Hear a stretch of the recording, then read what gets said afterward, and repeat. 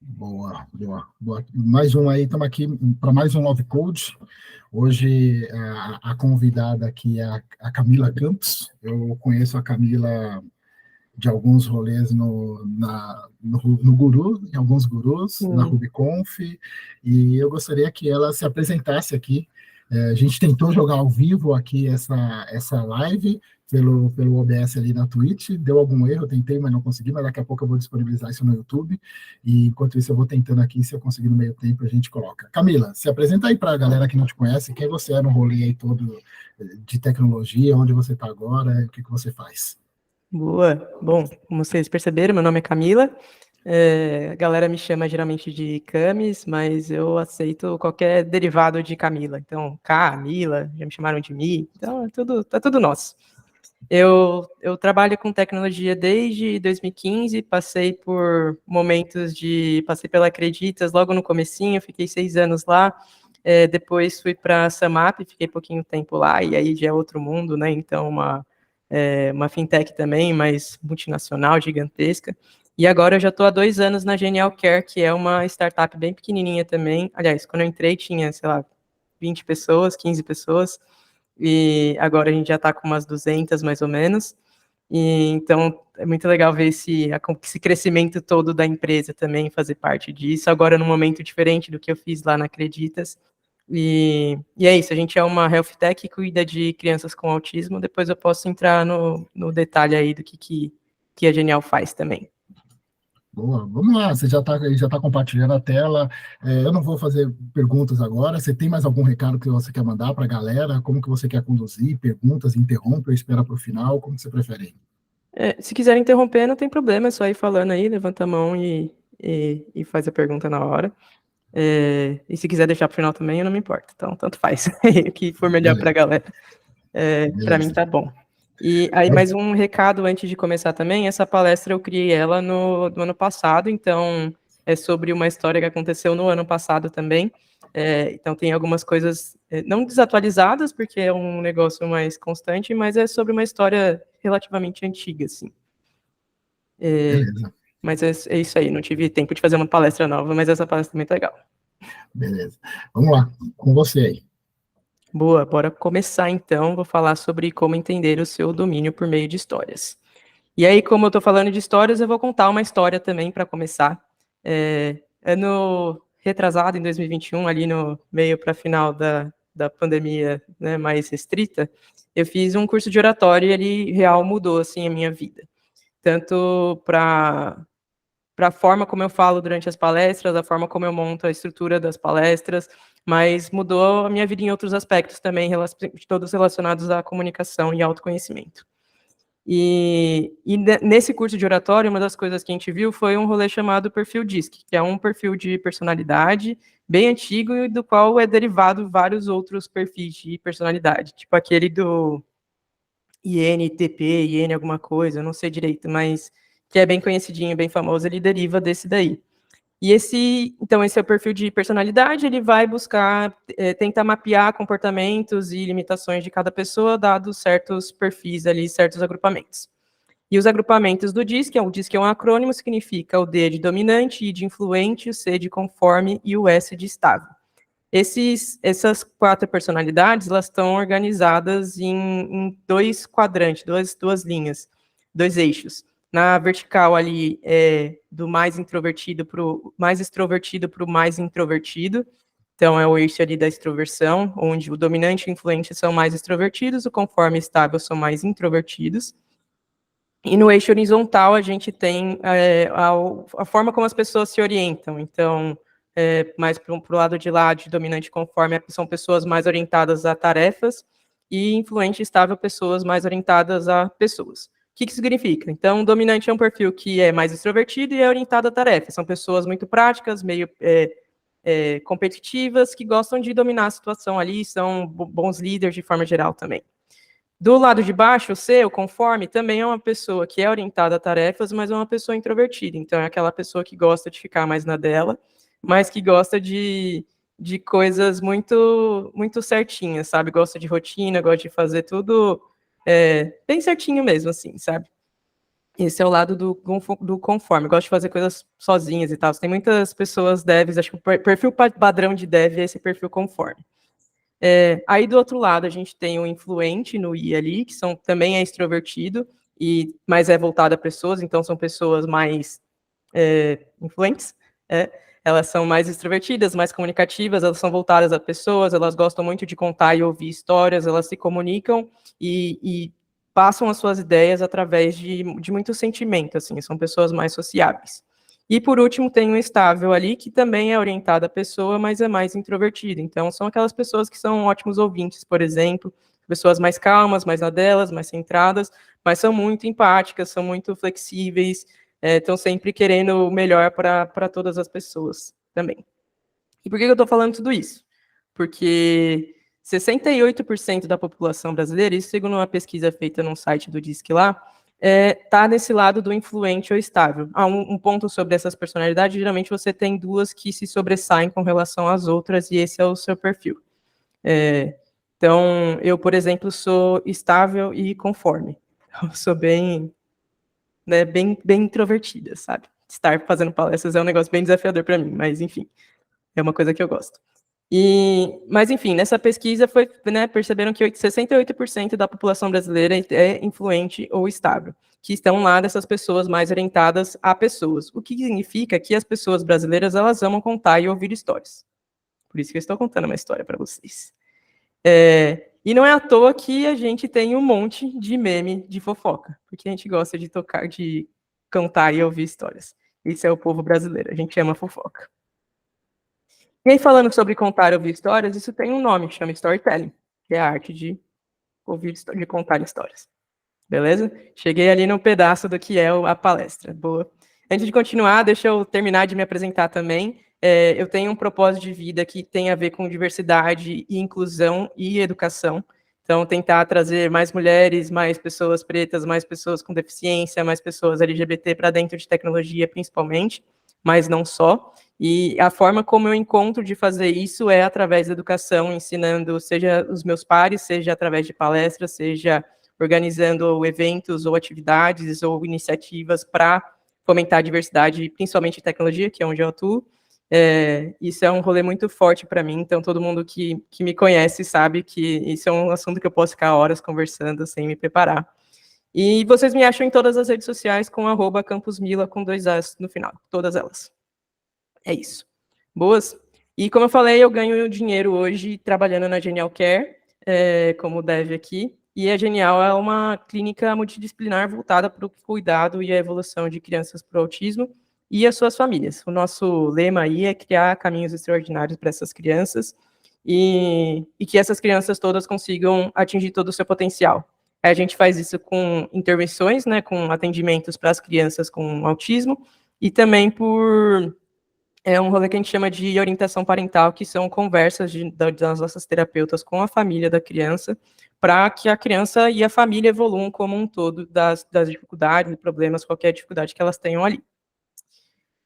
Boas, então bora para a palestra de verdade agora. Foi a parte da história. Eu aprendi na Genial também, com um monte de psicóloga do comportamento, que é bom dar previsibilidade das coisas. Então, eu trouxe a agendinha do que vai rolar. Primeiro, eu vou relembrar alguns conceitinhos, depois eu vou dar um pouco de contexto do que estava acontecendo na Genial quando a gente empregou esse rolê de histórias de domínio. Depois eu vou explicar de fato o que são histórias de domínio, dar um exemplinho, mostrar como que a gente fez, como que a gente fez aqui na Genial, e aí trazer alguns aprendizados e conclusões desse rolê todo. Beleza?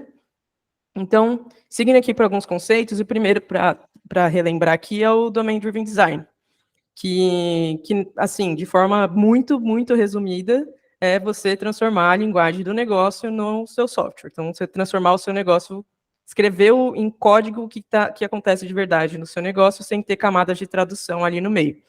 E quando eu falo de domínio ali nas histórias de domínio, esse domínio é esse domínio do DDD, certo? Eu não vou entrar aqui no que é o DDD, mas porque, enfim, isso é outra palestra. Mas quando eu falo de histórias de domínio, eu estou falando desse domínio aí para a gente ficar na mesma página. Então, quando a gente está falando de como entender o seu domínio, esse do DDD, por meio de histórias, é basicamente eu contar uma história e eu transformo isso no meu domínio. Beleza? É isso. A palestra podia acabar por aqui, mas eu sou muito legal, então eu vou entrar no detalhe no que isso significa. Mas para não já explicar o que é, deixa eu contar o contexto de como a gente usou essa técnica lá na Genial, lá no ano passado. Lá no meio do ano passado, a gente estava criando um novo time na Genial. Era um time que era um time tanto com pessoas clínicas, com pessoas de produto, com pessoas de tecnologia. A gente ia tomar conta de um processo que já existia, mas ele era pouquíssimo eficiente. Ele era bem ruim assim mesmo, sabe? Levava meses para fazer o negócio, a gente chegou em 3 dias, para vocês terem noção do quão ineficiente ele era. E aí, dando um pouco de contexto, então, sobre esse time, o time era totalmente novo, com pessoas novas, a gente não tinha um backlog de produto, a gente não tinha um discovery pré-pronto, tinha algumas ideias na cabeça de algumas pessoas, mas a gente não tinha nada de roadmap pensado. Eram pessoas que ou estavam acabando de se conhecer ou estavam acabando de conhecer aquele contexto, isso em julho ali, logo que começou o time. Além disso, o conhecimento que a gente tinha desse processo que existia, ele não estava compartilhado. Então, era um processo que já existia, mas o conhecimento de como ele funcionava exatamente estava separado na cabeça de algumas pessoas, que não eram de tecnologia. E a gente não fazia ideia de como ajudar, a gente não fazia ideia de por onde começar por conta desses motivos e porque as ideias, tinha até algumas ideias de como melhorar esse processo, mas não envolvia a tecnologia, então a gente estava muito perdido mesmo sobre por onde começar e onde atacar e como ajudar a galera a melhorar esse processo que era extremamente ineficiente. E aí a primeira ideia que a gente teve foi, vamos observar o time fazendo o processo, a gente aprende conforme elas vão fazendo e vai percebendo essas oportunidades de melhoria aí. Só que isso é uma parada que demora muito, é muito custosa, ia demorar, assim, semanas até a gente ter algo palpável. Então, descartamos essa ideia, não rolaria. E aí a gente vai para outra ideia, obviamente, que é conversar com as pessoas, certo? Trocar uma ideia com a galera para elas contarem para a gente como é que funciona o processo todo, a gente ia anotando e a partir da percepção delas sobre o processo, a gente conseguir mapear e entender a oportunidade de tecnologia. Então, foi nessa ideia que a gente seguiu. Só que aí vinha essa questão, né? Como que a gente conversa com o time, tira as informações dessa cabeça das pessoas de uma forma estruturada. E quem conduziu isso foram 2 pessoas desenvolvedoras, tá? Tinha até pessoas de produto, mas elas estavam focadas em outras coisas. E era um time bem pequeno e tal, então a gente fazia de tudo. Então, a gente tinha essa questão de como tirar essas informações das pessoas de forma estruturada, de forma que a gente garantisse, no final disso, né, o produto disso, garantisse visibilidade e entendimento do processo atual, de como estava, que a gente conseguisse encontrar oportunidade de melhoria, tanto de tecnologia quanto de mais clínicas, né, que não tem nada a ver com tecnologia, e também que a gente conseguisse entender e mapear esse domínio do novo time para a gente implementar soluções a partir disso. Obviamente, esse é o grande objetivo do rolê. E aí vem o domain storytelling, que é a parte do storytelling de contar histórias, de arte de contar histórias e o domain de domínio, certo? Boas. Esse termo ele foi cunhado por esses 2 caras aí. Eu acho que eles são alemães, mas talvez seja de algum outro lugar lá daqueles lados de lá da Europa. O Stefan e o Henning. E eles dizem que eles não inventaram o domain storytelling, mas eles cunharam o termo. Eles pegaram um monte de técnica e de coisas que eles já tinham vivido, já viram que davam certo ou não, e juntaram, transformaram num frameworkzinho mesmo, e a partir disso deram um nome mais atraente e começaram a fazer palestra, fazer livro, enfim, esse monte de coisa, ganhar dinheiro em cima do termo, desse termo aí. E, enfim, tem bastante palestra legal e exemplos legais que eles fazem disso. E o rolê do domain storytelling é exatamente aquilo que eu falei. Você, uma pessoa de desenvolvedora, uma pessoa que não é expert do domínio, vai sentar com uma pessoa que sabe do que está falando, que manja da parte do negócio, e você pergunta, e aí, me conta aí tudo que você faz, de um certo aspecto ali, né, que você queira entender. E a partir disso, a pessoa vai contando tudo, você vai fazendo umas perguntas e tal, e então é uma entrevista mesmo para a pessoa sobre como é determinado processo, certo? E a ideia por trás disso tudo é que a pessoa que seja uma conversa minimamente estruturada e que dê para a pessoa que está sendo entrevistada visualizar o que está sendo contado, certo? Eu vou entrar mais no detalhe disso daqui a pouco. mas aqui o grande objetivo disso é que o conhecimento ele fique compartilhado com a pessoa que está entrevistando, com a pessoa entrevistada, certo? E aí, então, a gente chega nessas histórias de domínio, que esse é o grande rolê, a gente transportar essa realidade da cabeça dessas pessoas de negócio que sabem o que estão fazendo, sabem o que é o domínio, sabem o que é o negócio, para uma ferramenta visual que seja entendível pelo time todo. Boa? E aí, esses caras, pensando nessa ideia, eles criaram uma ferramenta que chama Eagle.io. Eu colei um print dela aí, não vou entrar no detalhe de tudo que está aí, mas isso ele conta uma história de organização de uma conferência. É uma ferramenta que traz essas coisas de uma forma visual de como organizar suas histórias de domínio. Eu vou dar um zoom naquela uma partezinha dessa história, só para explicar os elementos do que tem nesse Eagle.io e os elementos do Domain Storytelling de forma geral. Então, se a gente dá um zoom naquela parte ali, eu tenho quase uma frasezinha praticamente ali. Eu tenho coordenadores concordam em uma cidade local ou data. Isso para organizar uma conferência, certo? Os elementos desse pedaço dessa história são, o primeiro ali, coordenadores, são chamados de atores. Eles são pessoas, ou grupos de pessoas, ou sistemas, ou qualquer coisa que tenha um papel ativo dentro do domínio. São seres que executam coisas. Do outro lado, a gente tem um negócio chamado objetos de trabalho, que são as coisas de fato. Então, os atores, eles vão criar, trabalhar ou manipular em cima desses objetos de trabalho, que podem ser documentos, podem ser coisas físicas, podem ser coisas digitais, são coisas, de forma geral, certo? E aí, para ligar as duas coisas, a gente tem no meio ali as atividades, que são verbos que identificam qual é a ação que o ator está fazendo em cima do objeto de trabalho. E aí, quando a gente junta esses três, a gente tem uma frase, como eu falei no começo. Então, coordenadores, ator, atividade concordam e objetos de trabalho, a cidade, o local e a data. Coordenadores concordam em cidade, local, nananã. Isso forma uma frase. E se a gente pensa bem, um conjunto de frases forma uma história, certo? Então, essa é a organização do Domain Storytelling. E, além disso, um último elemento que eles têm ali é a ordem para indicar qual é a ordem que as coisas acontecem, para a gente conseguir visualizar isso de forma simples. E aí, como eu falei, quando você junta várias dessas pecinhas em vários lugares, a gente tem uma história de domínio. Boas? E aí, como que a gente fez na Genial, então, pensando nesse rolê de Domain Storytelling e história de domínio? Lembrando que o nosso objetivo era garantir visibilidade e entendimento do processo atual, encontrar as oportunidades de melhoria tanto de tecnologia quanto clínicas, e conseguir entender e mapear o domínio desse novo time, dessa parte do processo, obviamente. Então, a primeira coisa que a gente fez foram algumas entrevistas.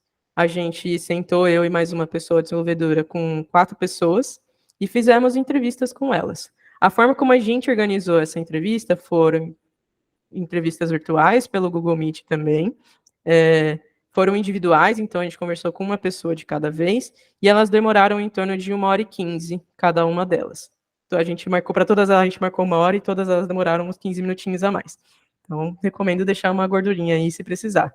Mas isso foi a forma como a gente organizou para fazer essas entrevistas, mas isso pode mudar conforme a necessidade do grupo ou das pessoas sendo entrevistadas ou entrevistando.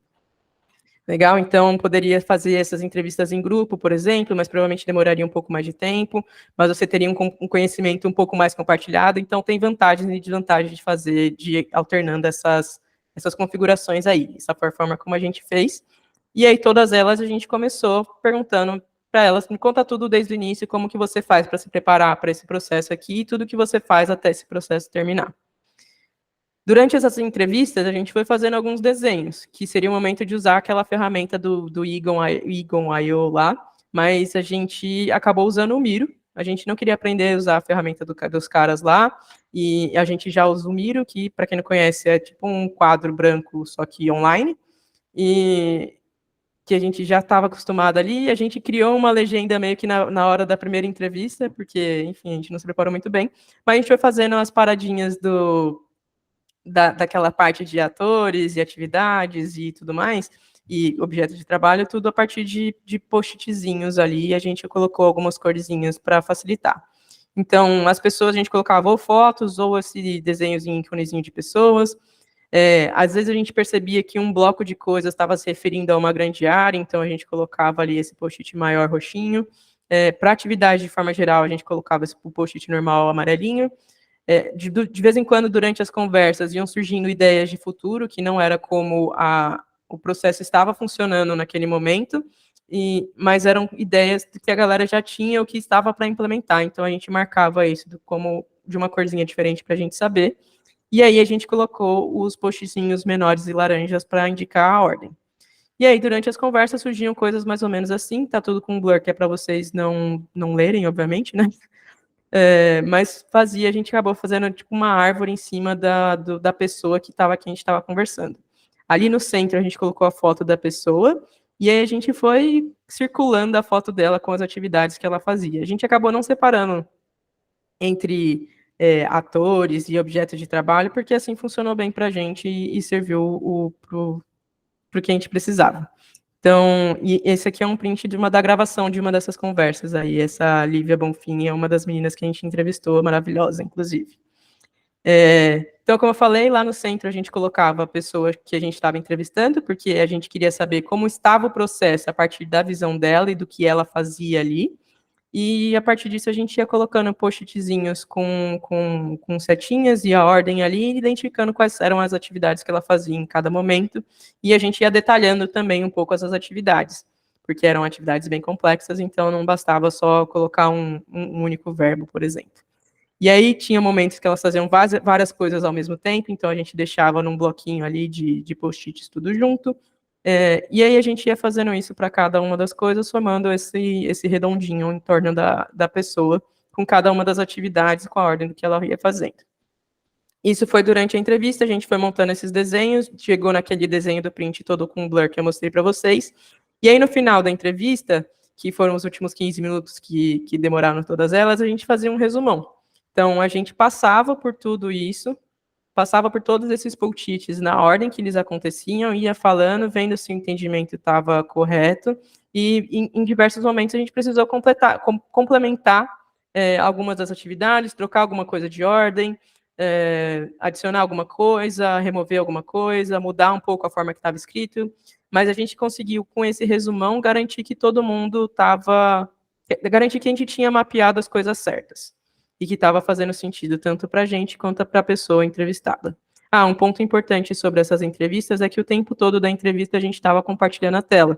Então, conforme a gente ia conversando, a gente estava anotando e a pessoa entrevistada via o que a gente estava escrevendo, o que ajudava ela a corrigir a gente assim que a gente escrevia também, se precisasse. Legal? E aí, por fim, né, depois que estava tudo certinho, tudo resumido, a gente transformou tudo em domínio, que foi pegar aquele desenho e, transformar em domínio. Transformar no rolê lá do DDD. Muito abstrato, né? Eu vou dar um exemplo de alguma coisa que não é igual daqui da Genial, mas para ficar um pouco mais claro de como funciona de fato essa entrevista aí. E aí eu vou entrevistar a Sakura para entender como funciona uma missão do Naruto. Então, vamos conversar com a Sakura aí, e a gente vai chegar para ela e perguntar para ela, e aí, Sakura, como é que funciona uma missão? Como é que acontece uma missão? Como é que o time chega com uma missão e tal? E ela vai começar e vai contar, primeiro a Hokage chega e recebe uma missão, certo? Então, aí a gente anota ali, Hokage recebe uma missão. E a partir disso a gente pode fazer quantas perguntas a gente quiser, depende do que a gente quer entender e do qual é o nosso objetivo. Eu poderia perguntar quem é ou o que é uma Hokage, eu perguntaria se toda vila tem uma Hokage, ou se é diferente e tal, enfim, tem várias coisas que a gente pode entrar aqui no detalhe para, se quiser e se fizer sentido, porque a gente está querendo entender. Então, como que a Hokage recebe essa missão, de quem ela recebe essa missão, toda missão que chega é aceita, ou ela tem que fazer alguma coisa, mas nesse caso aqui, vamos deixar essas perguntas de lado. E aí a Sakura vai falando e vai falar, bom, a Hokage recebe a missão, depois ela vai escolher um time que vai fazer essa missão. E a gente bota lá que a Hokage escolhe o time que vai realizar a missão. E a gente pode perguntar para ela, tipo, e aí, e como que ela escolhe esse time, então, para a missão? Aí ela fala, então, para escolher, na real, antes ela precisa entender quais são os níveis de perigo, de dificuldade, de importância daquela missão, e aí, com base nisso, ela escolhe, e com base nas habilidades de time de ninjas ali, ela escolhe qual é o time certo para aquela missão. E aí a gente vai lá, pum, desenha isso, tal, deixa lá bonitinho. E aí, enquanto a gente está falando, mostrando isso e desenhando, a Sakura lembra de um detalhe de que, depois de ela entender esses níveis da própria missão, ela precisa ranquear essa missão para dizer qual é o nível daquela, e a partir desse ranking que diz qual é o nível do time de ninjas que pode pegar aquela missão. Então a gente vai, anota ali, coloca uma observaçãozinha ali do lado do time e tal. Então foi uma coisa que ela lembrou ali no meio, a gente vai mudando a ordem como as coisas acontecem ali. E é isso, e por aí vai, a gente pode, enfim, chegar nisso ao infinito aí, de entender exatamente como funciona a missão, de entrar no detalhe que a gente quiser, envolver quantas coisas a gente quiser, mas isso é basicamente o Domain Storytelling. É uma entrevista e a gente vai desenhando o que está entendendo conforme vai entrevistando, e a pessoa vai vendo e vai corrigindo a gente ali durante a própria entrevista. E aí, no final, o ideal é que faça um resumão de tudo para garantir que está tudo certo mesmo. Boa? Então, pensando na parte do domínio ali, olhando só essa partezinha de entrevista, a gente já conseguiu mapear no nosso domínio o que são Hokages, que são ninjas, o que são níveis de ninjas, que ninjas têm habilidades, que a gente tem times que tem vários ninjas, eu tenho missões, eu tenho ranking, só dessa pequena entrevistinha ali que tinha 4 passos. A gente já conseguiu sair e tirar tudo isso. Se a gente evoluir um pouquinho mais, a ver que as missões têm recompensa, que os times têm um líder, eu poderia chegar no relatório de missão, e aí, a partir desses conceitos, eu consigo ir separando eles nos contextos que fazem sentido, e pronto, eu tenho o domínio da minha aplicação a partir de uma entrevista super simples e estruturada. E como a pessoa que manja do domínio estava ali, estava no resumo e garantiu que aquilo estava certo, isso garante que o nosso domínio vai estar certo também. Pelo menos para aquele momento, para aquela pessoa, né? As coisas mudam, mas, enfim, para aquele momento ele estava certo. E agora, voltando para Genial, o que a gente ganhou com tudo isso, então, fazendo esse rolê aqui na Genial? Acho que... Pode falar aí. Vou aproveitar que você pegou uma água e eu vou fazer uma pergunta porque para dar um gosto ali. Na participação do pessoal de engenharia de software nesse momento ali das entrevistas, houve participação? Como é que foi esse processo ali, essa contribuição? Boa, ótima pergunta. Quem conduziu foi eu, dev, e mais um outro dev. Só tinha a gente e as pessoas ali, na real. E teve algumas entrevistas que algumas pessoas de design, de produto participaram também. Então, mas quem estava conduzindo a entrevista eram as pessoas desenvolvedoras. Então a gente não tinha outra alternativa, a gente estava participando mesmo. Mas é muito... Acho que como isso tem muito uma cara de conversa, porque a pessoa está contando uma história ali, é muito fácil de interagir, fazer perguntas, querer entrar mais a fundo numa coisa ou outra. E como a gente estava com o objetivo certo também, de entender bem aquilo para conseguir ajudar a galera, acho que foi muito simples de ter participação de todo mundo. Tanto das pessoas entrevistadas, quanto quem estava entrevistando, e as outras participantes especiais também. Foi bem legal, assim, foi bem tranquilo. Beleza, obrigado. Boa. Um ponto importante também, né? Aqui na Genial, as pessoas desenvolvedoras são chamadas de Product Engineer, então desenvolvedoras de produto. É esperado da gente que a gente se envolva com o produto, que a gente faça perguntas, que a gente questione, que a gente participe ativamente de priorização, de discoveries, etc. E nessa época, então, a gente tinha pouquíssimas pessoas de produto, então nem tinha alternativa de a gente não fazer isso, era a gente ou a gente. Então, tem esse do contexto de não ter muitas pessoas, mas ainda hoje a gente participa ativamente desses processos, porque é esperado da gente que a gente faça isso, e no geral acho que todo mundo gosta de estar bem próximo de produto de forma geral também, então isso ajuda que todo mundo seja participativo. Deixa todo mundo bem empoderado de todos os processos, né? Exato, exato. A gente não faz as coisas só por fazer, a gente faz porque a gente sabe porque aquilo é importante para aquele momento. Boa. Legal? Então, voltando para a Genial aqui, o que a gente ganhou com toda essa dinâmica do Domain Storytelling? A primeira coisa é um pouco não óbvia, que tem a ver mais com o fato das pessoas poderem contar as histórias delas, que elas se sentiram ouvidas e acolhidas. Então, tem um lado que é não óbvio mesmo, né, desse rolê todo, que traz um sentimento de calma para as pessoas, de esperança, de empatia também, de tipo, pô, estão me ouvindo, estão se importando com o trampo que eu tenho, estão querendo me ajudar de alguma forma. Então, isso foi muito legal de ver o quão animadas as pessoas entrevistadas se sentiram durante essas entrevistas. E, além de tudo, como eram coisas que estavam muito na cabeça delas e era desorganizado, elas nem percebiam o quanto de trampo que elas já faziam e o quanto de coisa que tinha para melhorar e quanto de coisa tinha para fazer ali naquela parte do processo. Então, essa parte não óbvia foi, assim, para mim, acho que foi uma das melhores vitórias que a gente teve nesse rolê. Além disso, a gente desenhou todo o fluxo atual de forma rápida, a gente conseguiu fazer isso tudo em acho que 1 ou 2 semanas. A gente desenhou todo o fluxo atual, a gente entendeu gargalos, a gente entendeu redundâncias, a gente sugeriu um fluxo novo que estava assim, muito mais eficiente. Então, a gente mapeou o atual e aí desenhou um novo, entendendo tudo o que acontecia ali. E a galera super se empolgou, falou, pô, faz sentido, gostou, a gente gostou, faz legal, vamos implementar. E, inclusive, é o fluxo que roda mais ou menos igual até hoje. Então, isso já tem 1 ano. É muito foda isso. Além disso, a gente conseguiu um entendimento compartilhado com o time todo, tanto entre a gente de tecnologia que estava fazendo as entrevistas e as pessoas entrevistadas, mas entre elas também, que tinha muita divergência, e com outras pessoas que acompanharam o processo de fora também, porque a gente compartilhou o resultado depois. E aí, como a gente tinha a historinha desenhada, foi muito fácil contar e explicar para as outras pessoas o que acontecia. E a gente percebeu um monte de divergência nas histórias contadas. A gente entrevistou 4 pessoas diferentes e contando sobre o mesmo processo, e para cada uma tinha parte que era entendida de uma forma diferente, tinha parte que era mais ou menos importante, dependendo da pessoa que contava, tinha coisas que aconteciam em momentos diferentes, dependendo da pessoa que contava também, tinham partes ali do processo que funcionavam bem ou não funcionavam bem, dependendo também da pessoa. Então, estava assim, cada pessoa via um processo de uma forma totalmente diferente, basicamente. E foi muito legal a gente conseguir visualizar todas essas diferenças e conseguir mapear onde estavam as semelhanças e o que era o certo de fato. E aí, a partir de tudo isso, a gente conseguiu mapear e priorizar oportunidades de tecnologia que poderiam ajudar, além de oportunidades que não tinham nada a ver com tecnologia também, que poderiam ajudar nesse fluxo todo. E a partir disso, a gente priorizou algumas histórias de tecnologia que poderiam ajudar a vida da galera. E, por fim, a gente entendeu e definiu o domínio daquelas histórias que foram contadas durante as entrevistas. E aí, a partir disso, a gente já sabia melhor como fazer, onde codar, o que fazer exatamente, qual era o nome de cada coisa, qual eram os contextos e tal. Então, a gente pegou todo lá os desenhos e, pum, transformou no domínio ali. Então, finalizando agora, fazendo um resumão de tudo que a gente viu até aqui.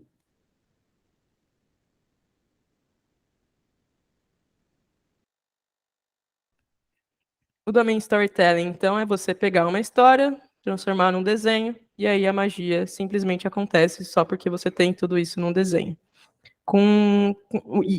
Por que usar, né? Por que fazer alguma coisa tipo domain storytelling? É uma dinâmica muito simples, é uma conversa, não tem muito segredo. É uma conversa com uma forma de desenhar alguma coisa. Ela promove esse entendimento entre todo mundo, quem está sendo entrevistado, quem está entrevistando, e outras pessoas que vão ler essa história depois, que vai estar lá agrupadinho, com tudo escrito. Ela traz visibilidade também de processos, a gente consegue passar para outras pessoas tudo que está acontecendo ali. Ela cria essa linguagem comum, que é um dos aspectos do DDD, de a gente estar falando a mesma coisa que as pessoas de negócio. Ela revela o domínio, e eu escolhi essa palavra revela porque é exatamente o que acontece. A gente não precisa fazer esforço para tirar da história o que é o seu domínio. Ele simplesmente aparece ali, você vai ver as palavras que mais aparecem, os verbos que mais acontecem, ele fica muito escancarado na sua cara qual é o domínio referente àquela história ali, ela estando bem organizadinha. E, por fim, aquela história do não óbvio que eu falei para vocês, ele também acolhe bastante as pessoas. As pessoas, como eu falei, né, as pessoas brasileiras, no geral, elas gostam muito de contar e ouvir histórias. Então, se você deixa uma pessoa contar a história e mostra que você está ouvindo, ela vai se sentir bem. Então, esse rolê todo é muito legal. Então, era isso que eu tinha para falar para vocês, espero que vocês tenham gostado. Essa palestra já está, os slides já estão disponíveis no link que está aí, bit.ly/lovecoding-camila. Tem aí o site da Genial também, se quiserem dar uma olhada. E, de novo, minhas redes sociais é @campusmila, com 2 As no final. Valeu! Boa, sensacional. Deixa, aproveitando enquanto o pessoal aqui não se manifesta, se alguém tiver alguma pergunta, levanta a mão aí que eu já abro o microfone, e abro o microfone que a gente já coloca na sequência aqui. Eu consegui finalmente, tá, depois de um tempo, colocar ao vivo, então está sendo transmitido ali. Ah, legal. Tem uma galera ao vivo ali acompanhando a gente, e desculpa aí pelo atraso desse processo. E, Camila, me fala sobre tem um outro processo fora o domain storytelling, é o mapeamento de domínio, né? Seria uma outra abordagem. O mapeamento do quê? Desculpa, eu não ouvi. O mapeamento de domínio, que não seria pelo storytelling. Uhum. Tá, nesse ponto, assim, qual que é a diferença assim, principal dessas duas abordagens?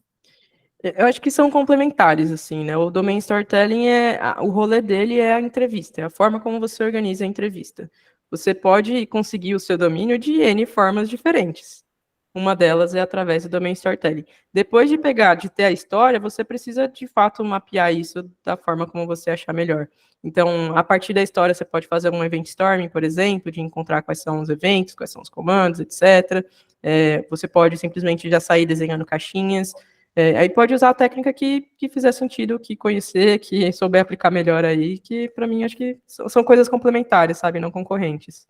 Aí, então, ferramenta bolsa de ferramentas. Você vai ver o que está mais próximo ali do que você conhece ou de quem está no time que consegue trazer essas habilidades para a gente ver o que a gente usa dentro da melhor oportunidade. Uma dúvida que eu fiquei aqui.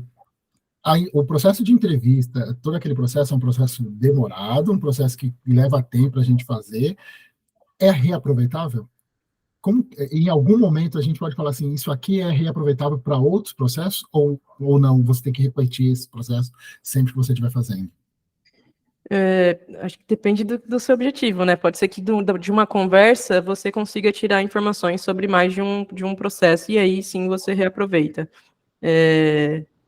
Que foi basicamente o nosso caso também. Então, a gente mapeou um processo, a gente tirou um monte de coisas ali, foi percebendo os subprocessos das coisas ali, coisas além que as pessoas faziam, e conseguiu entender um fluxo até um pouco mais amplo do que era o nosso objetivo inicial.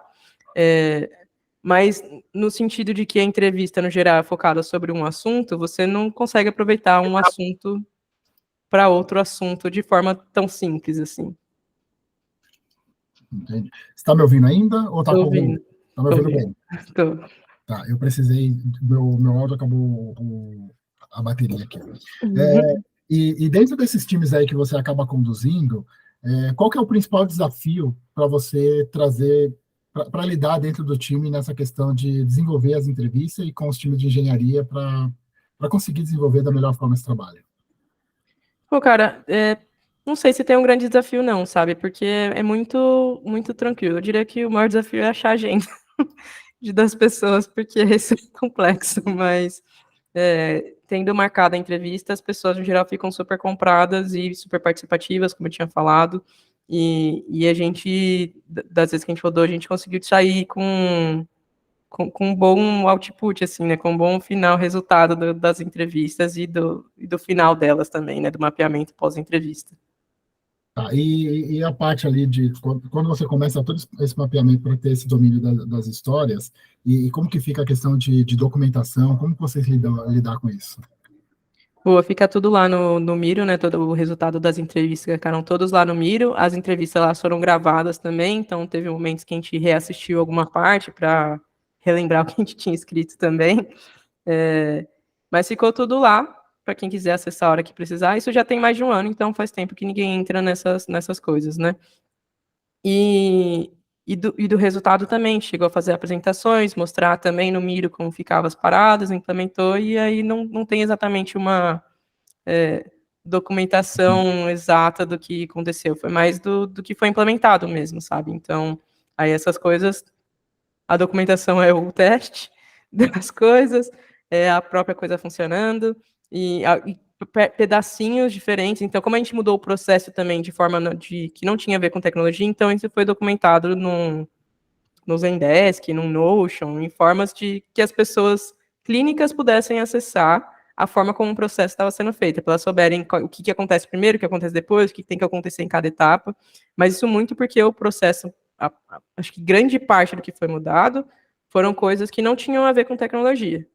E aí as pessoas precisavam aprender como fazer do novo jeito. Então, por isso tinha que estar documentado para estar disponível como um manual mesmo para as pessoas. Boa, agora você trouxe um ponto aí para mim que eu fiquei curioso. Quer dizer, é o time de engenharia fazer essas entrevistas, e aí, de repente, o resultado disso como documentação não tinha a ver com tecnologia. Explica aí para a galera.